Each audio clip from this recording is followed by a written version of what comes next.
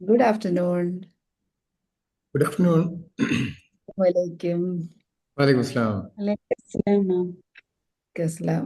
ഞാൻ ഇങ്ങനെ യൂട്യൂബിൽ എന്തായാലും ഞാൻ ഇത് ഇടുന്നത് കൊണ്ട് ചിലപ്പോൾ കുറച്ച് പേരെ വരുള്ളായിരിക്കും. ഞാൻ ഒരാളുണ്ടെങ്കിൽ പോലും ഞാൻ ഈ സെഷൻ എടുക്കുമെന്ന് ഞാൻ ഇൻറ്റൻഷൻ സെറ്റ് ചെയ്തു.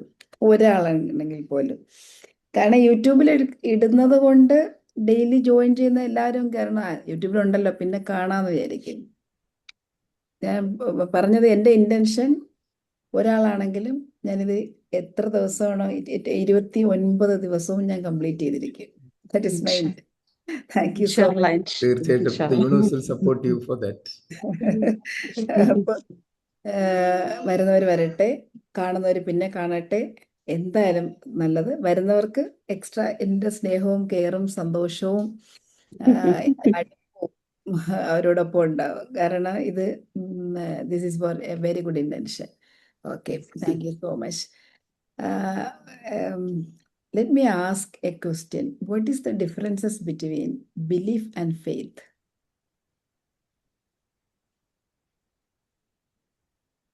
ബിലീഫിനേക്കാളും സ്ട്രോങ് ആണ് faith. Good. Very nice. Belief is based on certain facts. Certain facts. Whereas faith comes, faith can be a blind faith sometimes. But belief is more stronger than faith because it's based on facts. It comes from inside. Okay. Any other answer?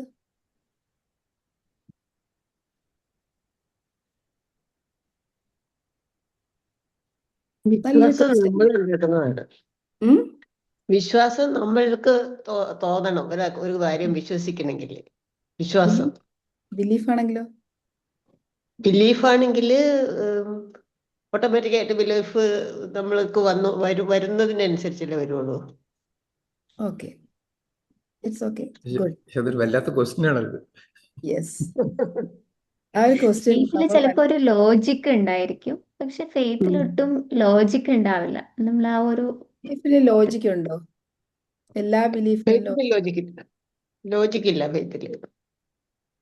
ബിലീഫിൽ logic ഉണ്ടോ? എല്ലാ ബിലീഫിലും എല്ലാ belief രണ്ടിലും ഇല്ല.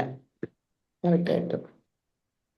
Yes. ഇനി belief എന്ന് പറഞ്ഞാൽ കുറച്ചുകൂടി strong ആണ്. അത് വന്നു കഴിഞ്ഞാൽ പിന്നെ പോവില്ല. ഫെയ്ത്ത് എന്ന് പറഞ്ഞാൽ എല്ലാരും വിശ്വസിക്കണോ ഞാനും വിശ്വസിക്കണോ എന്നുള്ള രീതിയായിരിക്കും ചിലപ്പോൾ. വേറെന്തെങ്കിലും ബിലീഫും ഫെയ്ത്തും തമ്മില്? ഓക്കെ, നമുക്ക് നോക്കാം. ഇന്ന് നമുക്ക് അതിനെ നമുക്കൊന്ന് വിശകലനം ചെയ്യാം, ഇവാലുവേറ്റ് ചെയ്യാം. ഈ ടൈറ്റ് റോപ്പ് വോക്കർ എന്ന് പറയുന്ന അവരെ അങ്ങനത്തെ ആളുകളെ കണ്ടിട്ടുണ്ടോ? ടൈറ്റ് റോപ്പ് വോക്കർ, അതായത് ഈ വലിയ ഹൈറ്റുള്ള ബിൽഡിങ്ങിൽ കയറ് വലിച്ചു കെട്ടി അതിൽ കൂടെ നടന്നു പോകുന്ന ആൾക്കാര് നമ്മൾ ഈ വീഡിയോസിലൊക്കെ ശ്രദ്ധിച്ചിട്ടുണ്ടാവും അല്ലേ? ഒരു മാജിക് പോലത്തെ ഒരു സാധനമാണത്. അപ്പൊ ഇതില് അങ്ങനെ ഒരു famous tight rope Walker 2 mountain തങ്ങളിൽ കണക്ട് ചെയ്ത് വലിയ ഒരു റോപ്പ് കെട്ടിയിട്ട് അതിൻ്റെ മുകളിലൂടെ നടക്കാൻ പോവുകയാണെന്ന് അനൗൺസ് ചെയ്തു. അപ്പോൾ ധാരാളം പേര് 2 സൈഡിലും ഇൻ ബിറ്റ്വീനൊക്കെ നിറഞ്ഞ് thousands and thousands of people കൂടി കിടക്കുകയാണ് ഇത് കാണാൻ വേണ്ടിയിട്ട്. അദ്ദേഹം ഇതിങ്ങനെ വാക്ക് ചെയ്ത് കുറച്ച് മിഡിലേക്ക് വന്ന് താഴെ ആൾക്കാരുണ്ട്, നല്ല ഹൈറ്റും ഉണ്ട്. അപ്പോൾ അയാളെ വിളിച്ചു ചോദിച്ചു. അപ്പോൾ എല്ലാവരും ഇങ്ങനെ കൈയടിക്കുകയാണ്. അപ്പോൾ അയാളെ വിളിച്ചു ചോദിച്ചു, do you believe I can carry A wheel ബാരോ across? അതായത് നമ്മളിപ്പോൾ നടന്നു പോയി സർക്കസിലൊക്കെ ചെയ്യുന്ന പോലെ ഒരു ബാർ, ഒരു കമ്പ് ഇങ്ങനെ കയ്യിൽ വെച്ചിട്ട് എനിക്ക് ഇത് നടന്നു പോകാൻ പറ്റുമെന്ന് നിങ്ങൾ വിചാരിക്കുന്നുണ്ടോ? അപ്പോൾ എല്ലാവരും പറഞ്ഞു ആ പറ്റും, ഞങ്ങൾ വിശ്വസിക്കുന്നുണ്ട്, പറ്റുമെന്ന് പറഞ്ഞു. എന്നിട്ട് രണ്ടാമത് അയാൾ ചോദിച്ചു, ആ ബാറിൽ ആ വെക്കുന്ന കമ്പിയിൽ ഒരു വ്യക്തിയെ, ഒരു പേഴ്സണെ വെച്ചുകൊണ്ട് എനിക്ക് നടക്കാൻ പറ്റുമെന്ന് നിങ്ങൾ വിചാരിക്കുന്നുണ്ടോ? അപ്പോഴും ആളുകൾ കൈയടിച്ചിട്ട് പറഞ്ഞു ആ വിചാരിക്കുന്നുണ്ട്, പറ്റും പറ്റും. എല്ലാവർക്കും കേൾക്കുന്നുണ്ടോ? എനിക്ക് കേൾക്കുന്നില്ലല്ലോ.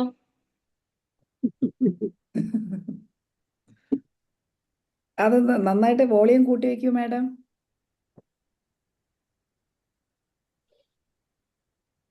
ഇപ്പൊ കേൾക്കുന്നുണ്ടോ? ഹലോ, എല്ലാവർക്കും കേൾക്കുന്നുണ്ടോ? അല്ല, എനിക്ക് ആ, സംഭവിച്ചത് കോള് വല്ലതും വന്നാണ്.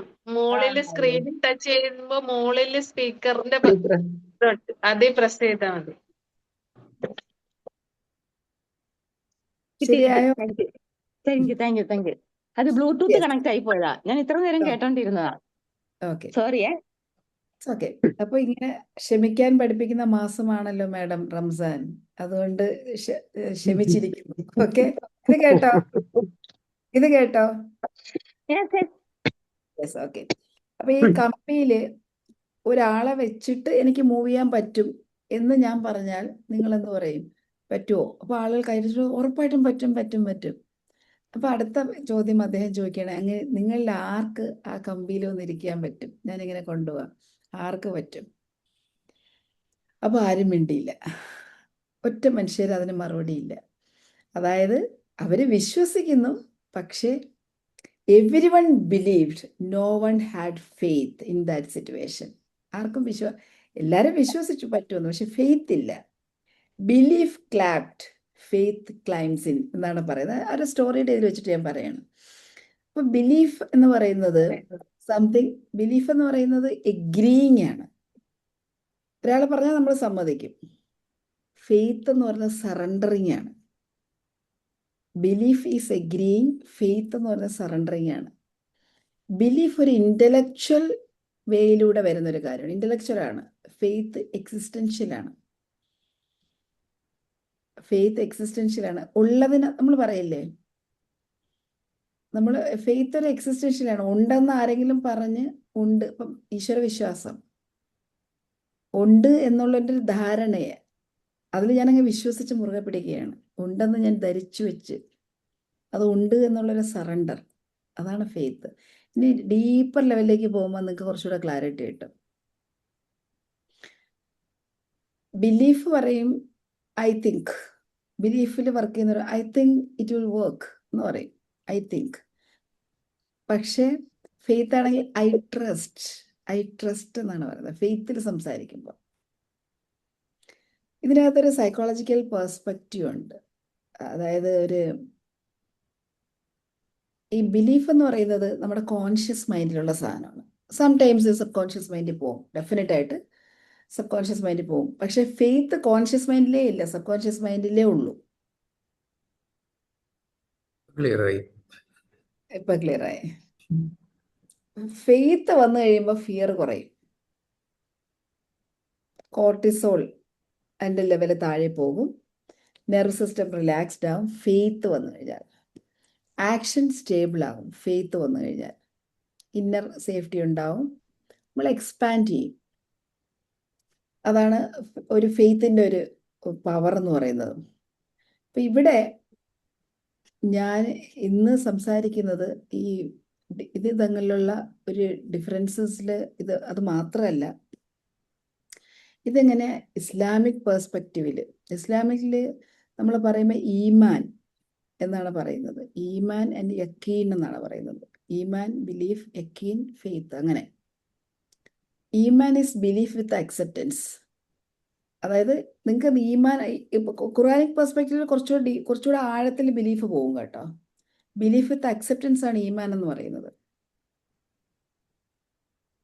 അതുപോലെ തന്നെ നമ്മൾ ഒരു ബിലീഫ് ചെയ്യുന്ന, നമ്മളിപ്പം ഗോഡ്, അള്ളാഹ് ബിലീഫ് ചെയ്യുന്നു, മലക്കുകളെ കുറിച്ച് വിശ്വസിക്കുന്നു, പുസ്തകത്തെ ഖുർആനെ വിശ്വസിക്കുന്നു, മെസ്സഞ്ചേഴ്സിനെ കുറിച്ച്, പ്രവാചകരെ കുറിച്ച് വിശ്വസിക്കുന്നു, ദ ഡേ ഓഫ് ജഡ്ജ്മെന്റ്, അവസാന കാലം, അതിനെക്കുറിച്ച്, വിചാരണയുടെ ദിവസമുണ്ടെന്ന് വിശ്വസിക്കുന്നു, ഡിവൈൻ ഡിഗ്രി അതിനെക്കുറിച്ച്, ഖദർ അതിനെക്കുറിച്ച് നമ്മൾ വിശ്വസിക്കുന്നു. ഇതെല്ലാം വിശ്വാസമാണ്. ഇതിലെല്ലാം നമുക്ക് വിശ്വാസമുണ്ട് ഖുർആനിക്ക്. ശരിക്കും ഈ സൂറത്തുൽ നൂറിൽ അത് പറയുന്നുണ്ട്. ഈമാൻ എന്ന് പറയുന്നത്, അല്ലെങ്കിൽ വിശ്വാസം എന്ന് പറയുന്നത് നമ്മുടെ ഹാർട്ടിലാണ്, നമ്മുടെ ടങ്കിലാണ്, നമ്മുടെ ആക്ഷനിലാണ്. ഇതിലെല്ലാത്തിലും വരണം. അതിലൂടെ നമ്മുടെ ബിലീഫ് എക്സ്പ്രസ് ചെയ്യുന്നു. അതായത് നമ്മുടെ ഹൃദയത്തിലൂടെ, വാക്കിലൂടെ, പ്രവൃത്തിയിലൂടെ. അതാണ് ആ ഒരു വിശ്വാസം എക്സ്പ്രസ് ചെയ്യുന്നു എന്നുള്ളതാണ്. എക്സ്പ്രസ് ചെയ്യണം. അപ്പോൾ ഈമാൻ ഇൻക്രീസ് ചെയ്യുമ്പോൾ, അല്ലെങ്കിൽ ഇൻക്രീസ് ചെയ്യുകയോ ഡിക്രീസ് ചെയ്യുകയോ ഒക്കെ ചെയ്യുമ്പോൾ, അത് നമ്മുടെ ലൈഫിനെ, അതൊരു ഒരു വ്യക്തിയുടെ ജീവിതത്തിനെ അത് അഫക്റ്റ് ചെയ്യും. ഈമാൻ കൂടിയും കുറഞ്ഞും ഒക്കെ ഇരിക്കുന്ന ഒരവസ്ഥ. ഇനി ഫെയ്ത്ത് എന്ന് പറയുന്നത് യക്കീൻ എന്ന് പറയും. അത് അൺഷേക്കബിൾ സെർട്ടനിറ്റിയാണ്. യക്കീൻ ഒരു സെർട്ടനിറ്റിയാണ്. ലൈഫിൽ പവർഫുൾ ആയിട്ടുള്ള സ്റ്റേജിൽ വരണമെങ്കിൽ നമുക്ക് സെർട്ടനിറ്റി വേണം. എന്തിനും സെർട്ടനിറ്റി വേണം. അത് ക്ലാരിറ്റിയുടെ അറ്റ്മോസ്റ്റ് ഫേസ് ആണ് സെർട്ടനിറ്റി. ഒരു സെർട്ടനിറ്റി, നമുക്കൊരു കാര്യത്തിൽ സെർട്ടനിറ്റി ഉണ്ടെങ്കിൽ പിന്നെ നമുക്ക് തിരിഞ്ഞു നോക്കേണ്ട കാര്യം വരില്ല. അതായത് ബിലീഫ് വളരെ ഡീപ്പർ ലെവലിലേക്ക് പോകുന്ന ഒരു ബിലീഫാണ് ഈ സെർട്ടനിറ്റി എന്ന് പറയുന്നത്. അവിടെ ഒരു ഡൗട്ട് ഇല്ല, ഒരു സംശയത്തിൻ്റെ ഒരു ചെറിയ കണിക പോലും ഇല്ല.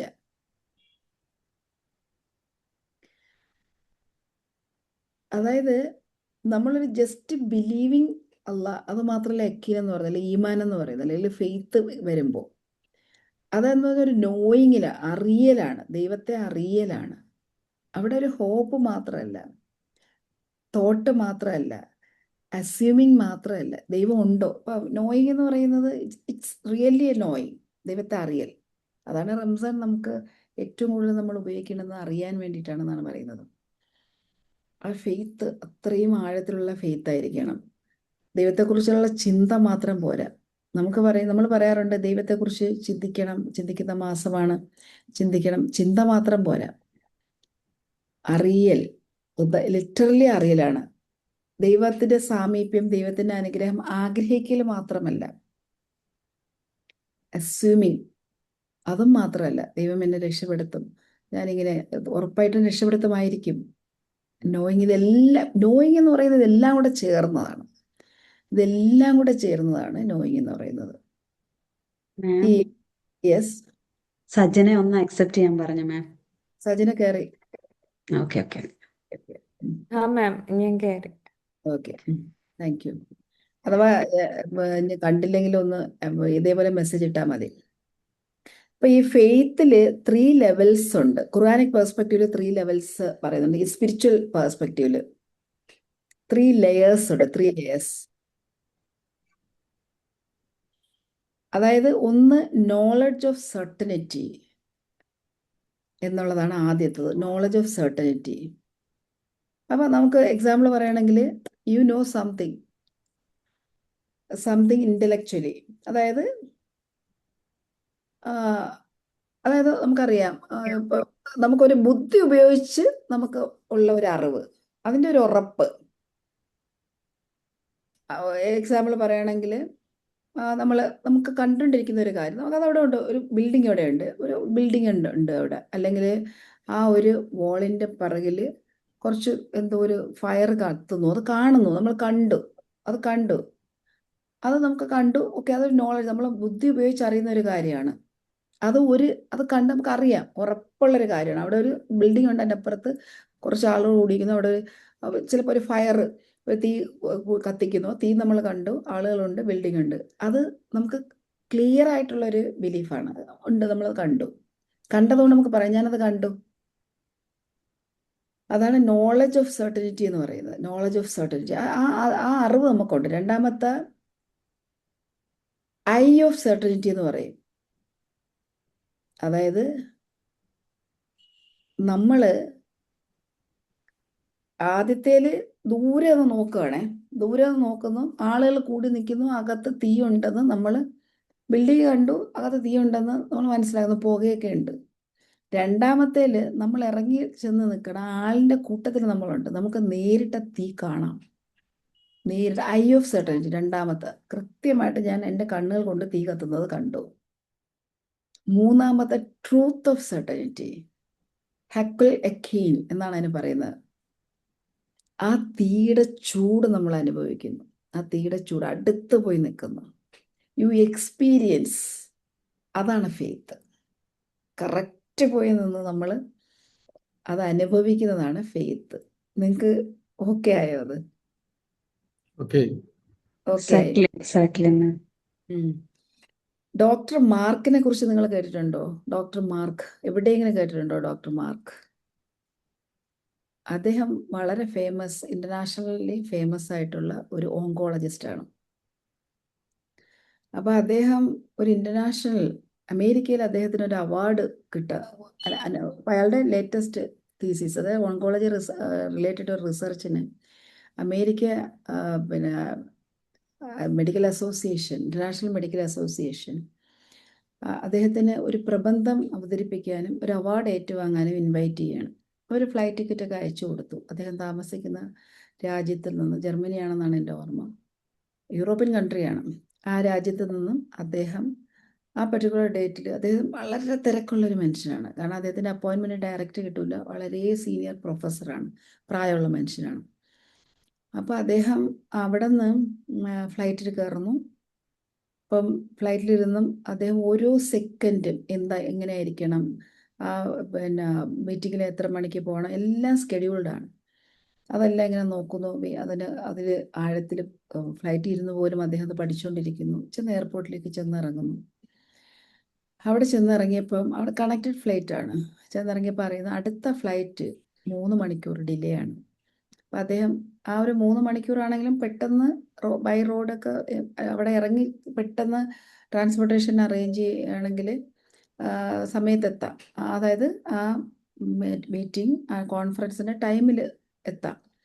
അപ്പോൾ കോർഡിനേറ്റർ ലേഡി ഇങ്ങനെ വിളിച്ച് പറയുന്നതുകൊണ്ട് വിഷമിക്കേണ്ട, ഇവിടെ എയർപോർട്ടിൽ ഞങ്ങൾ കാറുമായിട്ട് കാത്തു നിൽക്കുന്നുണ്ട്, please relax there and 3 hours കഴിഞ്ഞിട്ട് ഫ്ലൈറ്റ് വരുമല്ലോ. അദ്ദേഹം 3 മണിക്കൂർ അവിടുത്തെ ലോഞ്ചിൽ, VIP ലോഞ്ചിലിരിക്കുകയാണ്. അങ്ങനെ കുറച്ച് നേരം ഇരുന്നു. 3 മണിക്കൂർ 2:45, അതായത് ബോർഡിങ്ങിൻ്റെ ടൈം എത്തുമ്പോൾ അടുത്തൊരു അനൗൺസ്മെൻറ്റ് വരികയാണ്, കാലാവസ്ഥ പ്രതികൂലമായതിനാൽ ആ ഫ്ലൈറ്റ് റദ്ദാക്കിയിരിക്കുന്നു. അപ്പോൾ അദ്ദേഹം വിചാരിച്ചു ഇനിയിപ്പോൾ എന്ത് ചെയ്യും, ഇനി ഇങ്ങനെ പോയാലും എന്ത് ചെയ്യാൻ പറ്റും. അപ്പോൾ അദ്ദേഹം ആലോചിച്ചു ബൈ റോഡ് പോകാം, എങ്ങനെയും ഫാസ്റ്റായിട്ട് പോവുകയാണെങ്കിൽ എത്തും. അപ്പോൾ ആ ലേഡി വിളിച്ചു പറയുന്നു, അങ്ങനെയാണെങ്കിൽ സാർ അവിടെ നിന്ന് ഒരു കാർ ഹയർ ചെയ്യുക, വരണം, യെസ്, ഹയർ ചെയ്യുക, ഇവിടേക്ക് വരണം, കാറ് ഹയർ ചെയ്ത് വരാൻ പറയുന്നു. അപ്പോൾ അദ്ദേഹം കാറ് ഹയർ ചെയ്ത് ലഗേജൊക്കെ കാറിലേക്ക് ഇട്ടിട്ട് ട്രാവൽ ചെയ്യണം. അപ്പോൾ ഒരു ഉദ്ദേശം വെച്ച് എയർപോർട്ടിൽ നിന്ന് സൗത്തിലേക്ക് കാറിൽ കയറി ട്രാവൽ ചെയ്തു. 1.5 മണിക്കൂർ ട്രാവൽ ചെയ്യുമ്പോൾ ഓൾമോസ്റ്റ് ഇത്രയും നേരം അവിടെ, അതായത് അവിടെ പോയിട്ട് ഫുഡ് കഴിക്കാന്ന് പറഞ്ഞാൽ അദ്ദേഹം ഫുഡ് കഴിക്കാതിരിക്കുന്ന, വിശപ്പുണ്ട്, ദാഹമുണ്ട്. ഒരു 1.5–1.25 മണിക്കൂർ ട്രാവൽ ചെയ്തപ്പോൾ ഫോണിൻ്റെ ചാർജ് തീരാറായി. അദ്ദേഹത്തിന് വിശക്കുന്നുണ്ട്, നല്ല മഴ, റോഡൊക്കെ റോഡ് നല്ല പലയിടത്തും റോഡ് ബ്ലോക്കൊക്കെയാണ്. അങ്ങനെ പൊക്കോണ്ടിരിക്കുകയാണ്. അപ്പോൾ അദ്ദേഹം പറഞ്ഞു ഇനി കുറച്ച് അങ്ങോട്ട് ഒരു യാത്ര വളരെ കുറച്ച് ട്രബിൾ ചെയ്യുന്ന ഒരു ഏരിയയിലൂടെ പോകാൻ പോവുകയാണ്. അപ്പോൾ പറഞ്ഞു നമുക്ക് എവിടെയെങ്കിലും കടയിൽ ഷോപ്പിൽ നിർത്തി ഫുഡ് കഴിച്ച്, ഡ്രൈവറോട് പറഞ്ഞു ഫോണും ചാർജ് ചെയ്തിട്ട് പോകാം, എനിക്കിനി ആരെങ്കിലും എന്നെ കണക്ട് ചെയ്താൽ പോലും കിട്ടില്ല എന്ന് പറഞ്ഞു. അങ്ങനെ നോക്കുമ്പോൾ ഷോപ്പൊന്നുമില്ല, മഴയായതുകൊണ്ട് എല്ലാ കടകളൊക്കെ അടച്ചിരിക്കുകയാണ്. അപ്പോൾ ഒരു പ്രകാശം കുറച്ച് ദൂരം വീണ്ടും ഓടി. അപ്പോൾ ഒരു പ്രകാശം, ഒരു വീടാണെന്ന് തോന്നുന്നു, ഒരു ചെറിയൊരു ബിൽഡിംഗ് കാണുന്നു. അപ്പോൾ കാർ അവിടെ നിർത്തി. ഫോൺ ഓൾമോസ്റ്റ് ഡെഡായി. അപ്പോൾ അദ്ദേഹം കാറിൽ നിന്ന് ഇറങ്ങിയിട്ട് ആ വീടിൽ നോക്ക് ചെയ്യുന്നു. ഒരു സ്ത്രീ വന്ന് കതവ് തുറന്നു. ഒറ്റ റൂമാണുള്ളത്. സാഹചര്യം വളരെ ചെറിയൊരു സ്പേസ്. അപ്പം ഞാനൊരു യാത്രയിലാണ് പോകുന്നത്, അപ്പം എനിക്ക് ആ റൂട്ട് കറക്റ്റായിട്ട് അറിയാൻ പറ്റുന്നില്ല, ഫോൺ ഓഫായി പോയി. മാത്രമല്ല പിന്നെ എനിക്ക് ഫോൺ ചാർജ് ചെയ്യണം, ഒരു ഫോൺ ഒന്നിക്കൊന്ന് ചാർജ് ചെയ്യണം. അപ്പോൾ എനിക്കൊന്ന് ഫോൺ ചെയ്യണമെന്ന് പറഞ്ഞു. അപ്പം ആ ലേഡി പറഞ്ഞു ഇവിടുത്തെ ഫോൺ വർക്ക് ചെയ്യുന്നില്ല, താങ്കളൊരു കാര്യം ചെയ്യൂ, അകത്തേക്ക് ഇരിക്കൂ, കറണ്ടും ഇല്ല, അപ്പോൾ ഫോൺ ചാർജ് ചെയ്യാനും ബുദ്ധിമുട്ടാണ്, എന്തായാലും 10 മിനിറ്റ് ഒന്ന് ഇരിക്കൂ, ഞാൻ ചൂടുള്ള സൂപ്പ് എന്തെങ്കിലും ഉണ്ടാക്കിത്തരാം, അത് കഴിച്ചിട്ട് പോകാം, ഇവിടെ അങ്ങോട്ടൊന്നും ഹോട്ടലുകളൊന്നും ഇല്ല, അത് കുറച്ച് നേരം ഒന്ന് ഇരിക്കൂ. അപ്പം അദ്ദേഹത്തിന് ഭയങ്കര ദേഷ്യവും സങ്കടവും ഒക്കെ വന്നു. കാരണം കറണ്ടും ഇല്ല, ഫോൺ വിളിക്കാൻ പറ്റുന്നില്ല. എന്നിട്ടും അദ്ദേഹം അകത്ത് കയറി അവിടെ ആ റൂമിൽ ഇരിക്കുകയാണ്.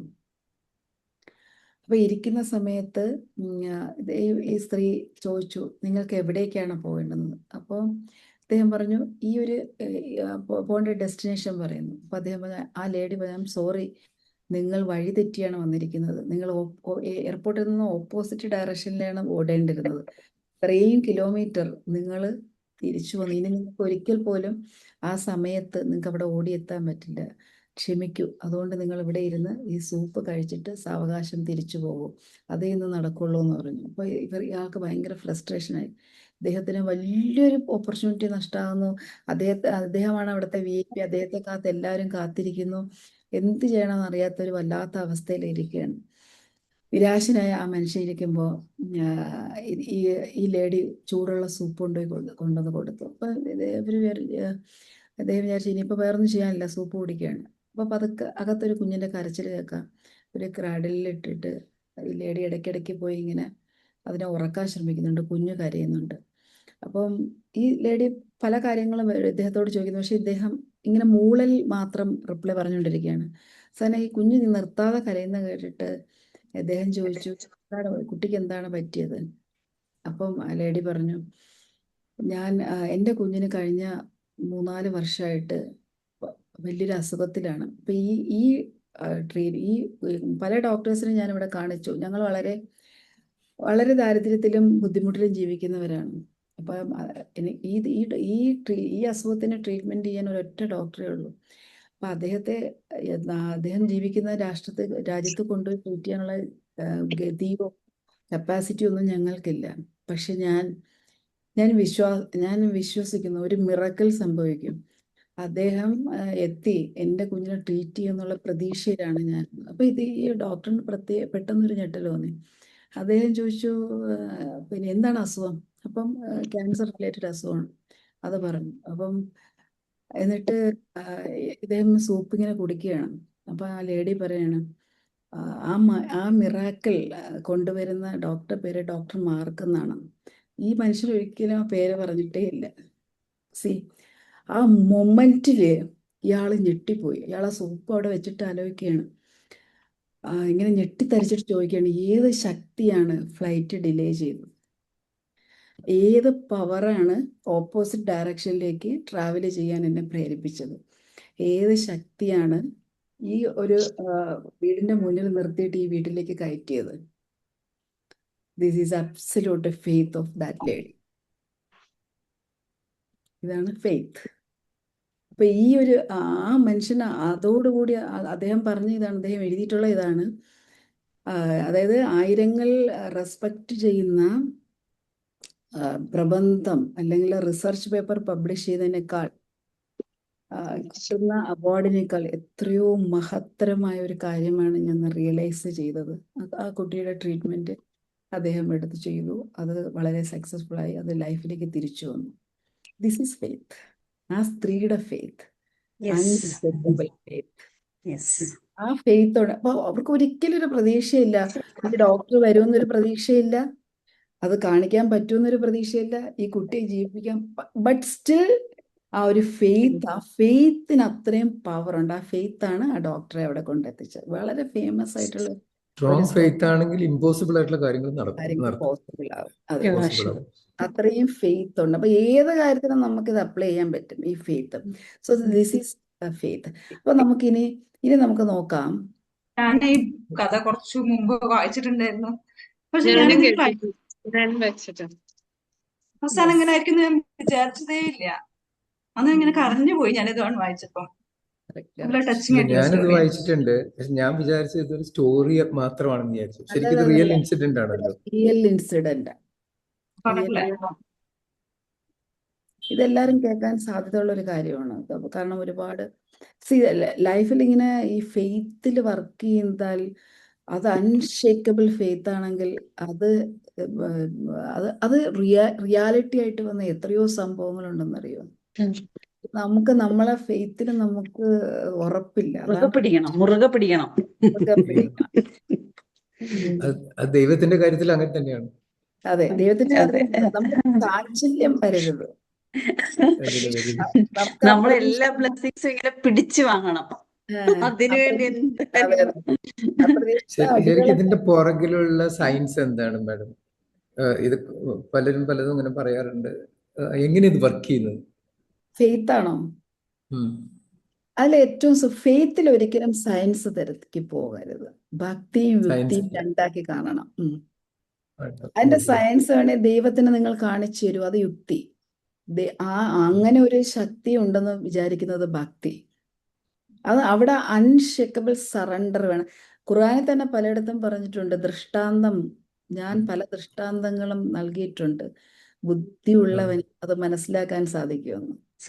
അതിലേക്ക് ആഴത്തിൽ നിങ്ങൾ പോയി ചില ചോദ്യങ്ങൾ നിങ്ങൾ ചോദിക്കേണ്ട, അതിന്റെ ഉത്തരങ്ങൾ നിങ്ങൾ ആരായണ്ട, തിരയണ്ടെന്ന് ഖുർആനിൽ തന്നെ പറഞ്ഞിട്ടുണ്ട്. വിശ്വസിച്ചവർക്കും സൽക്കർമ്മം അനുഷ്ഠിച്ചവർക്കും പറയുന്നത്, വിശ്വാസിക്കാന്ന് പ്രത്യേകം പറയുന്നത്. ഇപ്പൊ നമ്മുടെ സോഷ്യൽ മീഡിയയിൽ തന്നെ എത്രയോ ദൃഷ്ടാന്തം എന്താ? എക്സാമ്പിൾ. ആയത്ത് എന്നല്ലേ പറയണേ?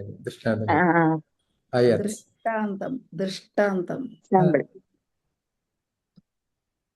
ഉദാഹരണം. മലയാളത്തിലെ വാക്കാണ് ദൃഷ്ടാന്തം. എക്സാമ്പിൾ. ദൃഷ്ടാന്തം, എക്സാമ്പിൾ, അങ്ങനെയല്ലേ? ഡൗട്ട് ഉണ്ടെങ്കിൽ ചെക്ക് ചെയ്തു.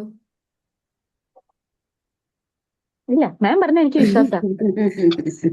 സാർ ഒന്ന് ചെക്ക് ചെയ്യാണ്, ചെക്ക് ചെയ്തിട്ട് വരട്ടെ. സാർ അടിമേടിക്കും ചെക്ക് ചെയ്താൽ. വിശ്വാസം ഇല്ലെന്നിട്ടല്ല, അത് ചെക്ക് ചെയ്യണം, അത് ക്ലാരിറ്റി വരുന്നത്. എനിക്കാണ് തെറ്റിയെങ്കിലോ? അപ്പം മാം ഇപ്പൊ ഫെയ്ത്ത് പറഞ്ഞു, അപ്പൊ ട്രസ്റ്റ് എന്തായിരിക്കും? ഞാൻ എനിക്ക് കേൾക്കാതെ വന്നപ്പം ട്രസ്റ്റ് നിങ്ങൾ പറഞ്ഞോ? ഇന്ന് ബിലീഫും ഫെയ്ത്തും ആണ് എടുത്തത്. ട്രസ്റ്റ് നാളെ പറയുന്നുണ്ട്. സൈൻ അല്ലേ? ദൃഷ്ടാന്തം എന്ന വാക്കിന്റെ അർത്ഥം സൈൻ അല്ലേ മാം? ഇല്ലുസ്ട്രേഷൻ എന്നാ പറയുന്നത്. എക്സാമ്പിൾ, ഉദാഹരണം, എല്ലാം അത് തന്നെ. ദൃഷ്ടാന്തം അത് തന്നെയാണ്. മലയാളത്തിൽ ഞാൻ അത്ര വീക്കല്ല. അല്ല, ദൃഷ്ടാന്തം പറഞ്ഞപ്പോ ക്ലിയർ ആയി. വേറെ മലയാളത്തിൽ ഞാൻ മലയാളം മീഡിയം പഠിച്ചാണ്, എനിക്ക് നന്നായിട്ട് അറിയാം Malayalam. Yes, okay. So this is something. ബിലീഫും ഇതും തമ്മിലുള്ള ഡിഫറൻസ് ആണ് പറയുന്നത്. ഇനി നമുക്ക് ഒറ്റ സെക്കൻഡ്. ബിലീഫിൽ നമ്മൾ വേറൊരു ബിലീഫ് എന്ന് പറയുന്ന ഒരു സിമ്പിൾ കമ്പാരിസൺ നമുക്ക് പറയാം. ബിലീഫും ഫെയ്ത്തും തമ്മിലുള്ള കമ്പാരിസൺ.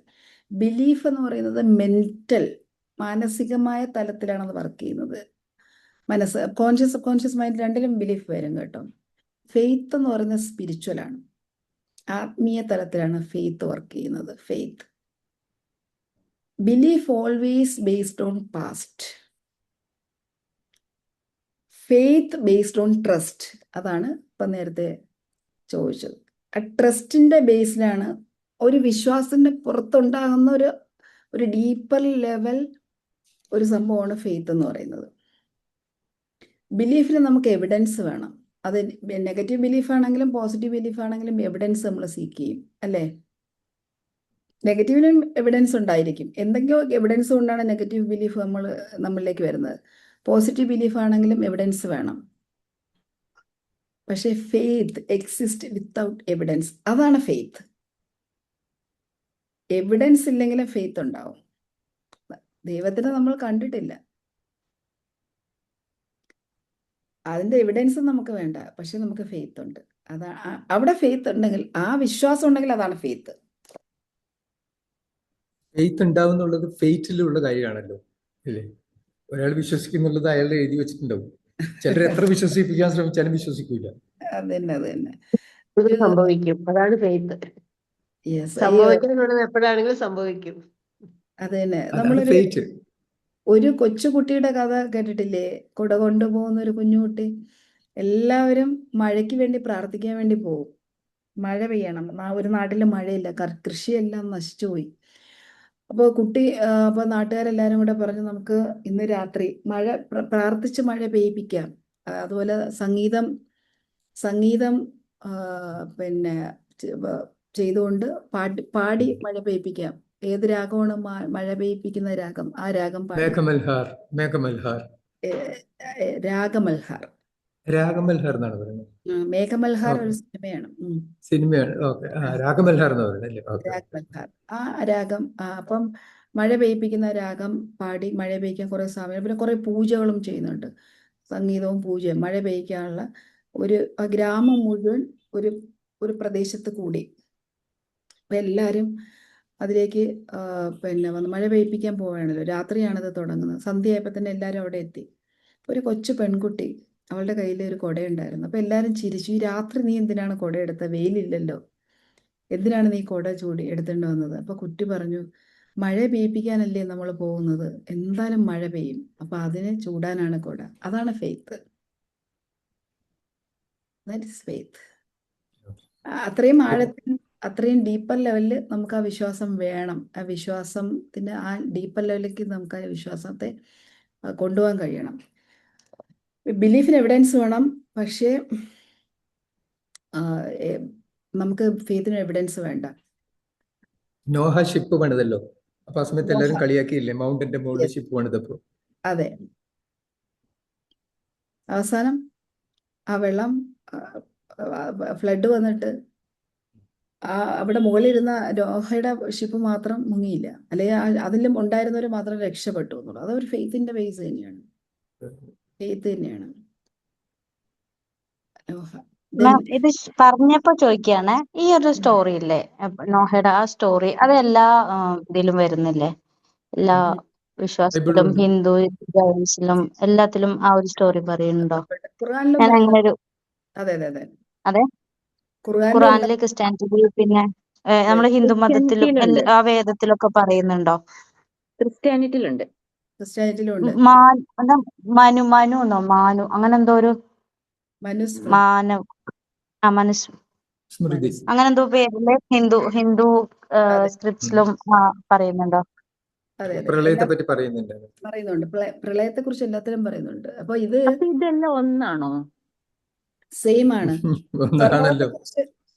ബൈബിളിൽ പറയുന്ന ഫറോവിനെ കുറിച്ച് ഖുർആനിൽ പറയുന്നുണ്ട്. ഫറോവിന്റെ, ഞാൻ ഈജിപ്തിൽ പോയിട്ട് നേരിട്ട് കണ്ട സ്ഥലമാണത്. ഫറോവൻ നേരിട്ട് കണ്ടതാണ് ആ ഒരു ബോഡി, ആ മമ്മി, അങ്ങനത്തെ സാധനങ്ങളെല്ലാം ഈജിപ്തില്. ഇതെല്ലാം ഖുർആനിലും പറയുന്നുണ്ട്, ബൈബിളിലും പറയുന്നുണ്ട്. സെമറ്റിക് റിലീജിയൻസ് ആണല്ലോ.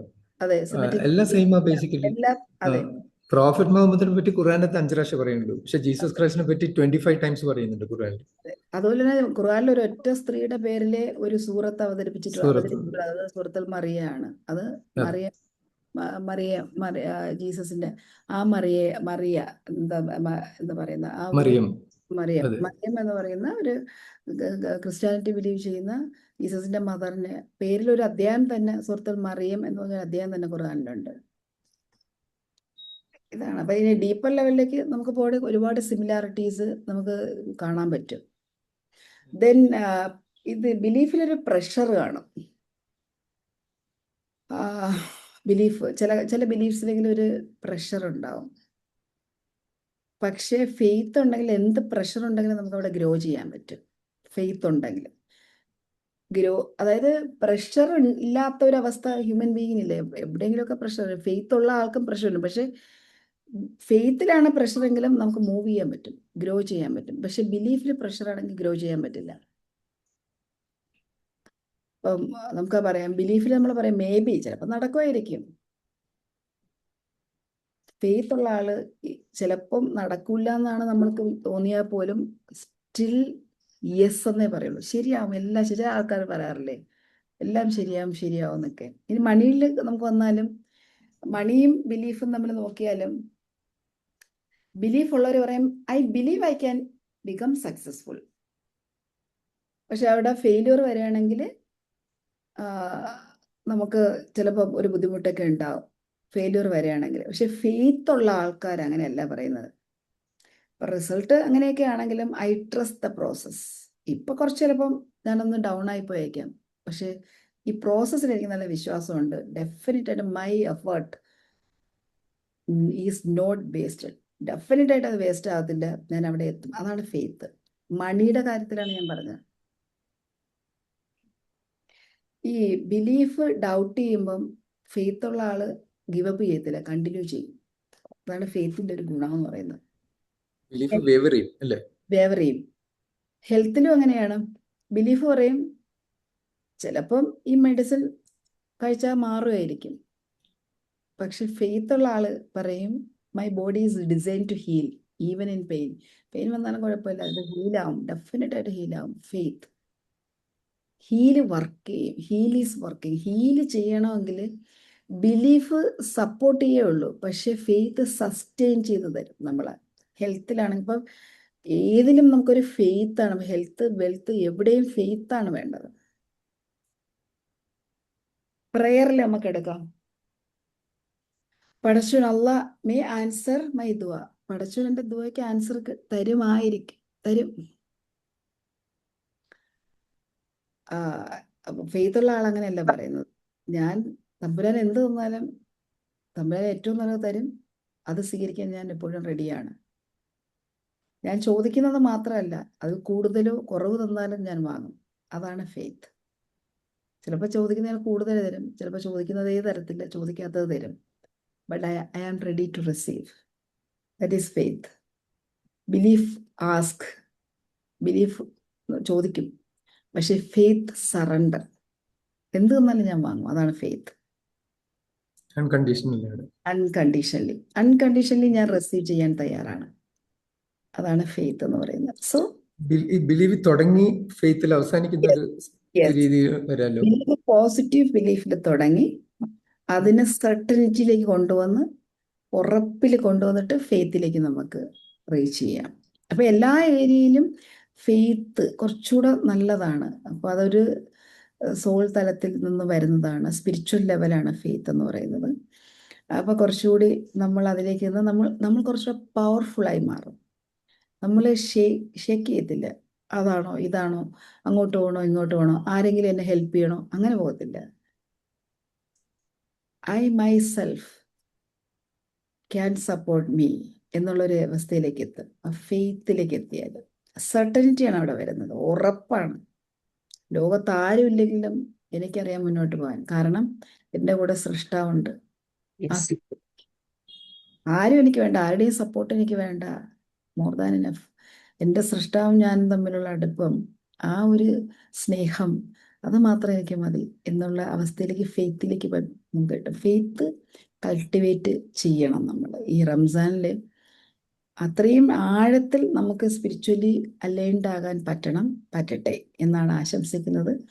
അപ്പൊ ഇന്നത്തെ ഞാനിവിടെ അവസാനിപ്പിക്കുകയാണ്. നിങ്ങളുടെ ചോദ്യങ്ങൾക്കും നിങ്ങളുടെ കോൺട്രിബ്യൂഷനും വേണ്ടിയിട്ട് 2 മിനിറ്റ്. Thank you.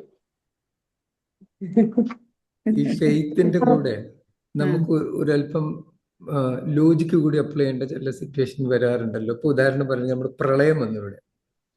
ഒരു ഫാമിലി ഞങ്ങളുടെ വീട്ടിൽ വെള്ളം കയറൂല എന്ന് പറഞ്ഞിരുന്ന അവസാനം അവർ വെള്ളത്തിൽ പോയി. ആ ഫെയ്ത്ത് ആയിരുന്നു അവരുടെ. അത് ഭയങ്കര അതെന്താന്നറിയാം, അതാണ് അന്ധവിശ്വാസം എന്ന് പറയുന്നത്. അന്ധവിശ്വാസം. കാരണം എന്ന് പറയുന്നത് ഇങ്ങനെ ചിന്തിക്കണം, അതായത് ഒരിക്കലും ദൈവത്തിന് ഇറങ്ങി വന്നിട്ട് സഹായിക്കാൻ പറ്റില്ലല്ലോ. ഒരാള് ഇതേപോലെ ഒരു വെള്ളപ്പൊക്ക സമയത്ത് ഒരാള് വീട്ടിന്റെ അകത്ത് ഒറ്റയ്ക്കിരുന്നു. അപ്പോൾ ആളുകൾ പറഞ്ഞു, വിളിച്ചു, പോയില്ല. പിന്നെ ആൾക്കാർ വെള്ളം കൊണ്ടുവന്നു, വെള്ളം വീണ്ടും പൊങ്ങി, 2ാമത്തെ നിലയിൽ കയറിയിരുന്നു, വന്നില്ല. വീണ്ടും ആളുകൾ ബോട്ട് കൊണ്ടുവന്നു, അപ്പോൾ 2ാമത്തെ നിലയുടെ റൂഫിൽ കയറിയിരുന്നു, വന്നില്ല. വീണ്ടും ഹെലികോപ്റ്റർ, വീണ്ടും വീട് മുഴുവൻ വെള്ളം പൊങ്ങിയപ്പോൾ അയാളൊരു തെങ്ങിന്റെ മുകളിൽ കയറിയിരുന്നു, ഹെലികോപ്റ്റർ കൊണ്ടുവന്നു. അപ്പോഴും അയാൾ കയറി, ദൈവം വരും, എന്നെ ദൈവം രക്ഷിക്കും, നിങ്ങൾ പോക്കോ, ഞാൻ ദൈവവിശ്വാസിയാണ്, വിശ്വാസികളല്ലാത്ത നിങ്ങളെല്ലാവരും ദൂരേക്ക് പൊയ്ക്കോളൂ, ഞാൻ രക്ഷപ്പെടും, എന്നെ ദൈവം വന്നപ്പോൾ എടുക്കും. നിങ്ങൾ ഇപ്പോൾ ഹെലികോപ്റ്റർ താഴെ ഇത് ലാഡർ ഇട്ട് കൊടുത്ത് കയറിയില്ല.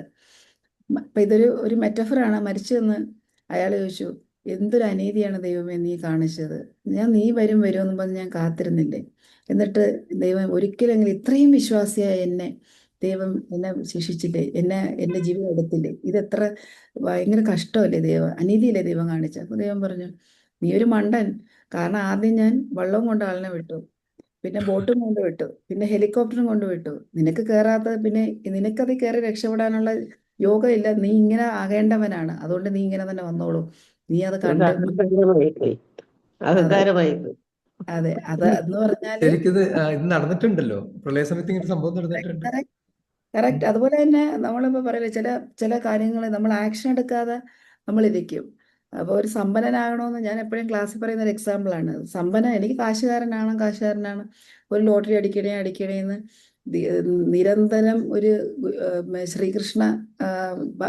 ശ്രീകൃഷ്ണ ഭക്തൻ നിരന്തരം കൃഷ്ണനോട് ഇങ്ങനെ ചോദിക്കും, കൃഷ്ണ എനിക്കൊരു ലോട്ടറി എടുക്കണേ. എൻ്റെ ഓർമ്മ വെച്ച എൻ്റെ അച്ഛൻ പൂജാരിയായിരുന്നു, ഞാൻ പൂജാരിയാണ്. എൻ്റെ ഓർമ്മ വെച്ച കാലം മുതൽ ഞാൻ നിനക്ക് വേണ്ടി തുളസിമാല കെട്ടുന്നു, നിനക്ക് വേണ്ടി വിളക്കൊരുക്കുന്നു, വിഗ്രഹം കഴുകുന്നു, അമ്പലത്തിലെ എല്ലാ ജോലിയും എൻ്റെ ഓർമ്മ വെച്ച കാലം ഞാൻ അച്ഛനെ സഹായിച്ചു. ഇപ്പം ഞാനാണിത് നിനക്കറിയാലോ കൃഷ്ണ ഇതെല്ലാം, എനിക്കൊരു ലോട്ടറി എടുക്കണേ. അപ്പോൾ ഇയാൾ നിരന്തരം ചോദിക്കും. ഇയാൾ അത് കഴിഞ്ഞു, ഈ പയ്യൻ വളർന്നു, കല്യാണം കഴിച്ചു, എന്നും എല്ലാ ദിവസവും പ്രാർത്ഥിക്കുമ്പോൾ എനിക്ക് ലോട്ടറി അടിക്കണേ. കുഞ്ഞുങ്ങളുണ്ടായി, വീട് ഒരു ചെറിയ വീടാണ്, കുഞ്ഞുങ്ങളെ പഠിപ്പിക്കുന്നു, വളർന്നു, എല്ലാ ദിവസവും പറയും എനിക്ക് ലോട്ടറി അടിക്കണേ. കുഞ്ഞുങ്ങളൊക്കെ വലുതായി, കല്യാണം കഴിക്കാറായി, എൻ്റെ മകളെ കെട്ടിച്ചു വിടണം, എനിക്ക് ഒരുപാട് കടമുണ്ട് കൃഷ്ണ, ഇനിയും എനിക്ക് വയ്യ, ഒരു ലോട്ടറി. കൃഷ്ണ നിനക്ക് ചെവി കേൾക്കുന്നില്ലേ? അപ്പം ദൈവത്തിന് വഴക്ക് പറയണം. അപ്പോൾ ഉടനെ ഒരു അശ്ലീലമായിട്ട് കഴുതേ എന്നിട്ടൊരു വാക്കൂടെ പറഞ്ഞു, ലോട്ടറി എടുക്കാതെ പോയി ലോട്ടറി ഇടുക, ആദ്യം ലോട്ടറി എടുക്കാതെ നിനക്ക് എങ്ങനെയാണ് ഞാൻ ലോട്ടറി അടിക്കാനുള്ള അവസരം തരുന്നത്, നീ ആദ്യം പോയി ലോട്ടറി ഇടുന്നു. അത് പറയുന്ന ഒരു ആക്ഷനാണ് ഉദ്ദേശിക്കുന്നത്. ലോട്ടറി എടുക്കാതെ നമ്മൾ എനിക്ക് കിട്ടണേ അടിക്കണേ, എടുക്കാത്ത ലോട്ടറി ദൈവത്തിനൊന്ന് അടുപ്പിച്ച് കൊടുക്കാൻ പറ്റൂ. അതിന്റെ അത് പറഞ്ഞപ്പോ വേറെ കാര്യം ആലോചിച്ചത്, ലോട്ടറി അടിക്കാനായിട്ട് ഇങ്ങനെ ഒരു ടെക്നിക്ക് യൂട്യൂബിൽ കാണാറുണ്ട്. അത് മാമിന്റെ സ്റ്റുഡന്റ് തന്നെ അതിനെ പറ്റി ബേസ് ചെയ്തിട്ട് വീഡിയോ ചെയ്തിട്ടുണ്ട്. എനിക്കൊന്നും ചെയ്യാൻ പറ്റത്തില്ല. ചില ആൾക്കാർ നമ്മളെക്കാൾ ഇതിനൊന്നും ഞാൻ ഉത്തരവാദിയല്ലേ മാം? ഒന്നിനും ഒരു ഉത്തരവാദിയേ ഇല്ല. ഞാൻ ആലോചിച്ചപ്പോഴേ 1 സമ്മാനം 1 ഉള്ളൂ, 1 കോടി കൊടുക്കും. ഇങ്ങനെയാണെങ്കിൽ എല്ലാരും വിഷ്വലൈസ് ചെയ്താൽ ഇത് ഭയങ്കര കഷ്ടമാണ്. എല്ലാം കഷ്ടമാണ്. ഒന്നും നമുക്ക് പറയാനില്ല. ചില സന്ദർഭങ്ങളിലൊന്നും എനിക്ക് പറയാനില്ല. ഏതായാലും വീഡിയോ ഭയങ്കര റീച്ചായി. കാര്യം എല്ലാവർക്കും ലോട്ടറി അടിക്കണമെന്ന് ആഗ്രഹമുള്ളവരാ എടുക്കണവരെല്ലാവരും. അതെ. ആക്ച്വലി ഇന്റൻഷൻ അങ്ങനെ തന്നെ ആയിരിക്കും. വീഡിയോ റീച്ച് ആകുക, കുറച്ച് പേരിലേക്ക്. അതെ, അങ്ങനെ തന്നെ ആയിരിക്കും. അങ്ങനെ ആകട്ടെ, നന്നായിരിക്കട്ടെ, എല്ലാവരും നന്നായി. ഒരുപാട്. പിന്നെ മാം, ഈ ജഹോവ വിറ്റ്നസ് എന്ന് പറഞ്ഞിട്ട്, ഈ പെന്തക്കോസ് എന്ന് പറഞ്ഞിട്ട് 2 കാറ്റഗറി ഉണ്ടല്ലോ ക്രിസ്ത്യാനിറ്റിയിൽ. അവര് പ്യുവർ ഫെയ്ത്തിൽ തീരെ അക്സെപ്റ്റ് ചെയ്യാൻ റെഡിയല്ല, ഭയങ്കര വിശ്വാസം എല്ലാവർക്കും ഉണ്ട്. അപ്പൊ അങ്ങനെയുള്ളവർ നമ്മൾ എങ്ങനെയാ എന്ത് പറഞ്ഞാ അവരൊന്ന് മനസ്സിലാക്കി കൊടുക്കുക? അല്ല, അവർക്ക് അവിടെ ലോജിക്ക് അപ്ലൈ ചെയ്യണം. നിങ്ങൾ ദൈവത്തിന് ഇറങ്ങി വന്ന് ചെയ്തു തരാൻ പറ്റില്ല. ഈ കാര്യങ്ങളെല്ലാം ഏറ്റവും വലിയ ദൈവവിശ്വാസികൾ പള്ളികളിലും ഇപ്പം ഇപ്പൊ പോപ്പിന് അസുഖം വന്നാൽ പോപ്പ് ഹോസ്പിറ്റലിൽ പോകുന്നില്ലേ? ഇത് അത് പറഞ്ഞു കൊടുക്കണം. നിങ്ങൾ അസുഖം വന്നാൽ ബിഷപ്പ് ആശുപത്രിയിലാണ് ആദ്യം പോകുന്നത്. ഈ അതായത് അതായത് പ്രബോധനങ്ങൾ ചെയ്യുന്നവരെല്ലാം അസുഖം വന്ന് ആശുപത്രിയിൽ പോകും. അല്ലെങ്കിൽ ഇത് മണ്ടത്തരം, അത് അന്ധവിശ്വാസമാണെന്ന് പറയണം. ലിറ്ററലി അന്ധവിശ്വാസമാണ് ഇതെല്ലാം. നിങ്ങൾ കുട്ടിയുടെ ഭാഗത്ത് സ്നേഹം ഉണ്ടെങ്കിൽ കുട്ടിയുടെ ഇവിടെ ഇപ്പൊ മെജോറിറ്റി കാണുന്ന ഒരു ഇഷ്യൂ അത്. ഇപ്പൊ ADHD ഒക്കെ ആണെങ്കിലും അവര് അഡ്മിറ്റ് ചെയ്യില്ല കുട്ടിക്ക് ADHD ആണ്. അത് ജസ്റ്റ് TV കാണുന്നോണ്ട് വരുന്ന ഒരു ഹൈപ്പർ ആക്ടിവിറ്റി അങ്ങനെയൊക്കെയാ. അല്ല, യഥാർത്ഥത്തില് അത് ഈ പാരൻസിന് ആ ഒരു ഇഷ്യൂ അക്സെപ്റ്റ് ചെയ്യാൻ കുറച്ച് ബുദ്ധിമുട്ടാണ് സ്വന്തം മക്കളുടെ കാര്യത്തിൽ. ഇപ്പൊ സ്വന്തം മക്കള് ഇപ്പം കൗമാരത്തിലെത്തിയ മക്കൾക്ക് ഒരു പ്രണയം ഉണ്ടെന്ന് നമ്മൾ പറഞ്ഞു നോക്കിയാൽ പറയുന്നവർക്ക് ഇട്ട് കൊടുക്കും ഇവരാദ്യം. അനാവശ്യം പറഞ്ഞുണ്ടാക്കുന്നു എൻ്റെ മക്കളെ കുറിച്ച്. എൻ്റെ മക്കളെ ഞാൻ അങ്ങനെയല്ല വളർത്തിയത് എന്ന് പറയും. കാരണം അത് ഈ അമ്മയ്ക്ക് പാരൻസിന് കുഞ്ഞുങ്ങളോടുള്ള അമിതമായ ട്രസ്റ്റും അമിതമായ സ്നേഹവും അമിതമായ വിശ്വാസവും കൊണ്ട് പറഞ്ഞു പോകുന്നതാണ്. അപ്പൊ അവർക്ക് അങ്ങനെ ഒരു അസുഖം വരുന്ന അക്സെപ്റ്റ് ചെയ്യാനുള്ള ബുദ്ധിമുട്ടാണ്. ആ റെസിസ്റ്റൻസ് ആണ് അത് പറയുന്നത്. അപ്പൊ സാവകാശം അവരെ പറഞ്ഞ് മനസ്സിലാക്കിച്ചു കൊടുക്കലാണ് വേണ്ടത്. ഈ ഒരു പ്രശ്നമുണ്ട് സാധാരണ കുട്ടികൾ. അപ്പൊ ഇങ്ങനെ നിങ്ങൾ ഇപ്പൊ ഇത് കൺസിഡർ ചെയ്തില്ലെങ്കിൽ ഫ്യൂച്ചറിൽ അത് വലിയ പ്രശ്നത്തിലേക്ക് പോകും. ദയവ് ഇത് കൺസിഡർ ചെയ്യുക എന്ന് പറയണം. ഞാൻ പണ്ടൊരു കുട്ടിക്ക് താങ്ക് യു.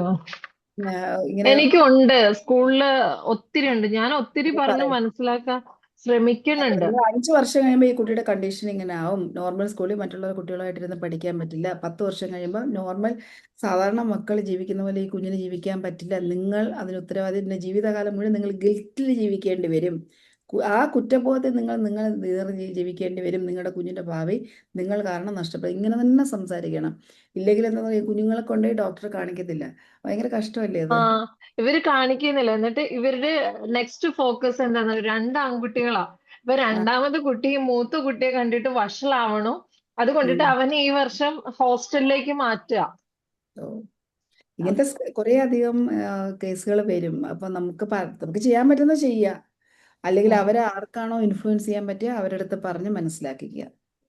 അപ്പൊ നമുക്കൊരു കമ്മിറ്റ്മെന്റ് ഉണ്ട്. ഒരു സോഷ്യലി നമുക്ക് ചെയ്യേണ്ട ചില കാര്യങ്ങളുണ്ട്. അത് നമ്മൾ തീർച്ചയായിട്ടും നമ്മൾ കാണുമ്പോൾ അത് പറഞ്ഞു കൊടുക്കണം. Anyway, thank you so much. Thank you ma'am. Thank you ma'am. Okay, thanks a lot. Thank you, ma'am. It was a nice topic. Thank you so much. Thank you, ma'am. Bye. Okay, അസ്സലാമു bye. അലൈക്കും. Walaikum. Assalam. Bye.